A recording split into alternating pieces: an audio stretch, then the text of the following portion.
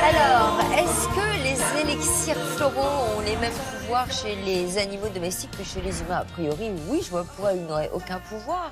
Oui, c'est sûr. Alors, si je vous parle de ce sujet aujourd'hui, c'est parce que vient de sortir enfin un livre qui met en fait l'accent sur l'usage des élixirs floraux pour nos animaux de compagnie.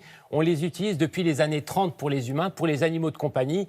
Eh bien, maintenant, on a un ouvrage de référence pour ça. Alors, les élixirs floraux... Est-ce qu'ils ont les mêmes vertus pour les humains? Est-ce que les mêmes ont les mêmes vertus? Alors, c'est comparable. Ouais. C'est comparable. Donc, par exemple, quelqu'un qui a peur lorsqu'il déménage, qu'il n'arrive plus à se sentir bien dans le déménagement, il va utiliser le même remède qu'un animal qui aura du mal à se sentir bien après un déménagement. En l'occurrence, vous savez ce que c'est? Le remède? Le remède, oui, c'est par exemple Prunus qui va aider dans ce domaine-là. Prunus. Alors, on a des animaux comme Horatio, un chat, qui a déménagé et qui, justement, suite au déménagement, est très, très mal à l'aise. Alors, il a rendu visite à une florathérapeute qui utilise les élixirs floraux. Et regardez, moi, je ne crois que ce que je vois, eh bien, Horatio va mieux. Horatio est un chat hypersensible. Pour l'aider à équilibrer ses émotions, sa maîtresse lui donne un soin composé d'infusions de plantes sauvages. C'est ce que l'on appelle des élixirs floraux. Ils sont utilisés en traitement pour l'homme depuis 1930. Aujourd'hui, une vétérinaire florathérapeute rend une nouvelle visite à Horatio car il a peur dans les transports. Ce qui lui fait extrêmement peur, c'est le bruit du moteur diesel. Déjà, une des premières fleurs qu'on va mettre dans la préparation, ça va être en fait le noyer, qui va permettre de s'habituer au nouvel environnement de la voiture. Il a peur des silhouettes des voitures qui passent. Oui.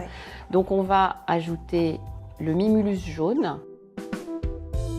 Un élixir floral, c'est une infusion solaire de plantes sauvages. On va laisser infuser pendant plusieurs heures en plein soleil. On va ensuite récupérer cette eau qui va être mélangée avec du cognac de manière à conserver les propriétés. Toutes les fleurs ont des vertus différentes. L'objectif, c'est de pouvoir rééquilibrer les états émotionnels. On observe un certain nombre de choses, mais on ne connaît pas le mécanisme exact. Il existe des élixirs prêts à l'emploi, dits unitaires, à base d'une seule fleur, et l'on peut composer des mélanges sur mesure en fonction de la problématique de l'animal. En fait, il arrivait chez moi, il était nerveux, il avait 3 mois. L'adaptation ne se faisait pas si facilement que ça, donc il y a eu une composition d'élixirs floraux.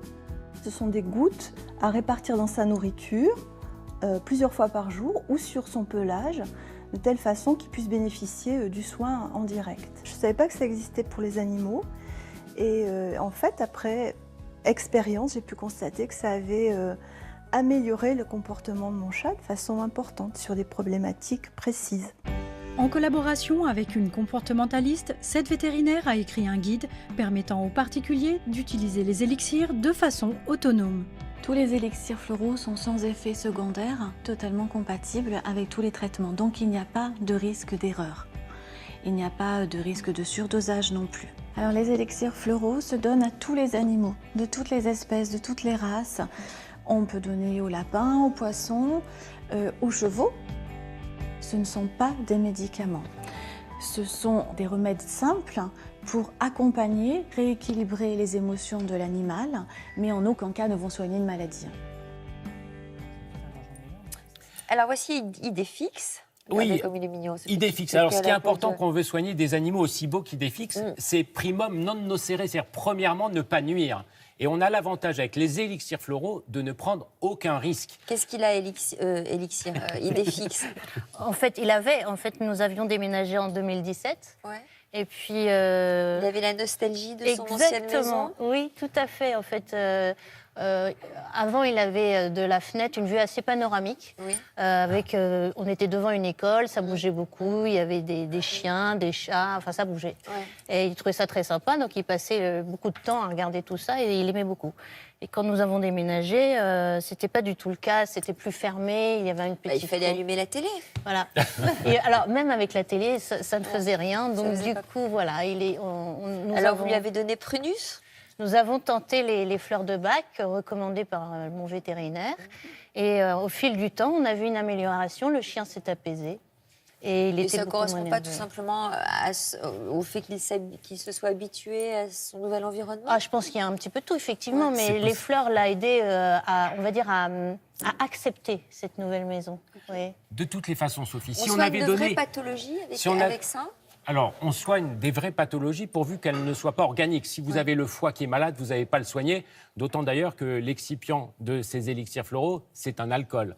Donc, on ne soigne pas. Maintenant, ce que je voudrais, c'est que chacun puisse avoir au moins 4 remèdes essentiels à connaître pour traiter son animal avec les élixirs floraux. En premier, un mélange d'urgence. Alors, c'est un mélange de 5 fleurs qui permet de traiter tous les stress aigus.